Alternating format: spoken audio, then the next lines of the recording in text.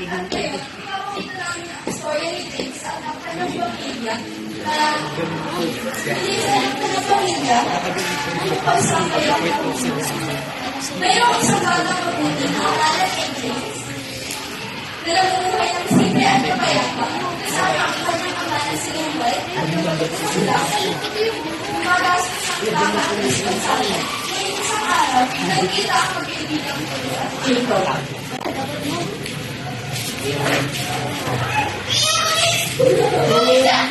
Pagis mo naman? Teka! Ang tanong ka lang! Ito ba pala siya naman yung kubuhay ng kaya? Tapos!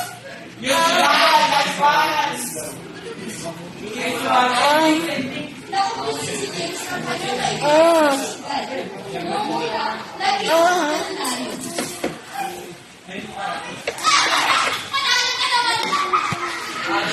Ngunit sa bandang huli, sinatalo na ako. Kaya sa imbes na humili na siya, siya humingi ng tulong sa kanyang asa at nagsinabi ng pamilya. Ayun pala. Ayun pala si Papa. Okay na pala. Nakakain na ba?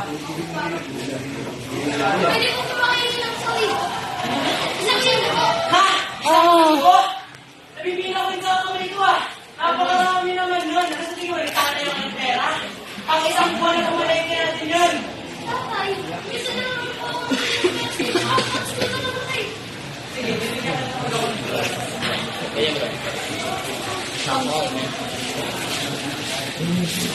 Ay, ikaw, pwede ba kung punong pinag-arabi?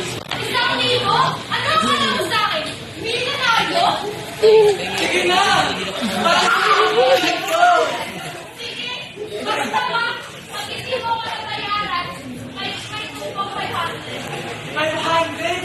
At baka na kayo magtukulon. Ikaw na lang po. Pagpapasayag naman. Music! Kuripot lang na. Wala noon, naisip na ng kamay ni James sa kanyang kapital at mga isang araw, habang nagsusunod si James, parang kaibigan ng kanyang kapatid na si Isaac Allen. Nung sa linan nila, pinagsabihan nila si James sa huwag ng musical. Ngunit si James ay hindi sa walang kaya lamang ng kanilang simula.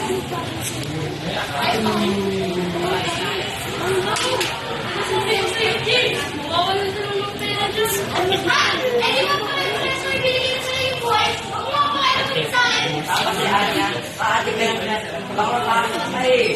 Ate, ikaw yung makakapagsinari nila. Umalis tayo. Basta, sinabihin ka na namin, ha? Ate! Dahil sa pagsusuwang pangalan ni James sa pag-iisang nilaanan niya, sinubukan na naman nila ito sa kanyang kapatid na kanilang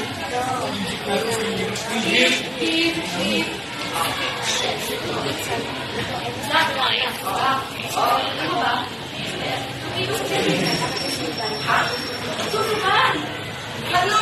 Saan? Tapos si Sigit? Kapatid mo yun. Naman o? Wala ba?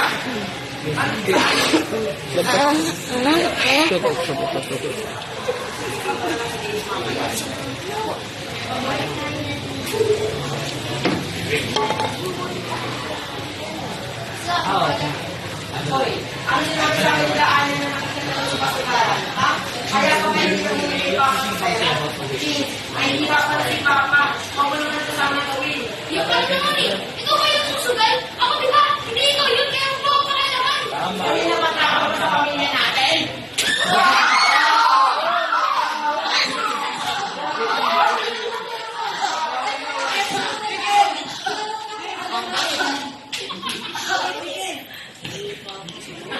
Ano ba yan? Ginagawa ko sa pera ko eh. Sabi na nga, sabi ko naman sa pera. Nagsusugal siya gamit pera mo eh. Ha? Ano ba yan?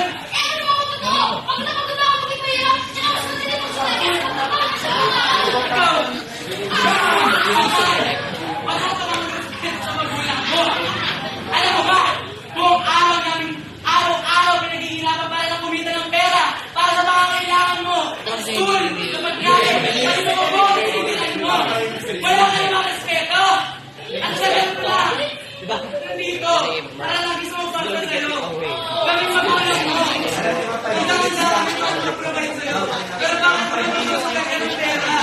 Nandito naman kami. Suntukan! Suntukan! Dahil sa mga salitang kabitaw ang kanyang ama, dapat na gawin din sa kanyang kanyang mga ginawa kung siya umiyak kami sa kanyang.